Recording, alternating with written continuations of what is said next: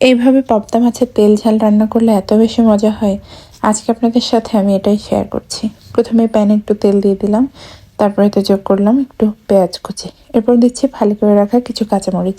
কাঁচামরিচ বেটে দিলে এটা তেতো লাগে, এই কারণেই ফালি করে দিলেই ভালো হয়। তারপর পেঁয়াজের পেস্ট দিয়ে দিয়েছি জিরা গুঁড়া, হলুদের গুঁড়া, স্বাদমতো লবণ, মরিচের গুঁড়া।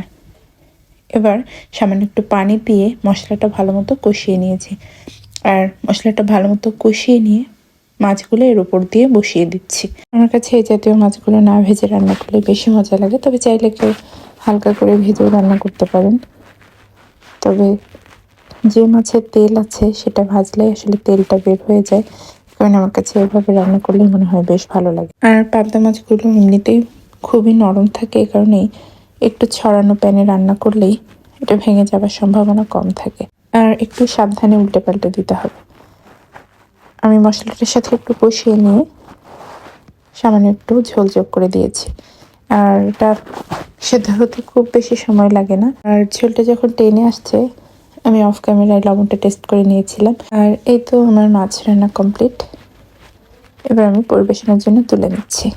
এভাবে রান্না করলে এই মাছটা খেতে ভীষণ ভালো লাগে। এছাড়া সর্ষে পাবদাও বেশ মজা লাগে। এটা যেমন খুব সহজেই রান্না করে নেওয়া যায়, তেমনি গরম ভাতের সাথে খেতে দুর্দান্ত।